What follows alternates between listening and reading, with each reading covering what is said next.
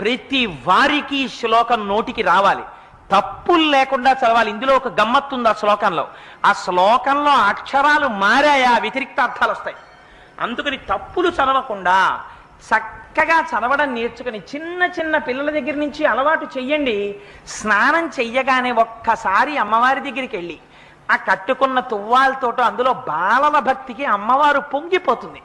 కూర్చుని అమ్మా శరజ్యోత్స్నా శుద్ధాం శశియుత జటాజూటమకుటాం వరత్రా సత్రాన స్ఫటిక ఘుటికా పుస్తకరాం సకృన్నత్వా నత్వా కథమివ సతాం సన్నిదదతే మధుక్షీరద్రాక్షా మధురి మధురీణా ఫణితయః అని రోజు అది చదవడం నేర్పండి.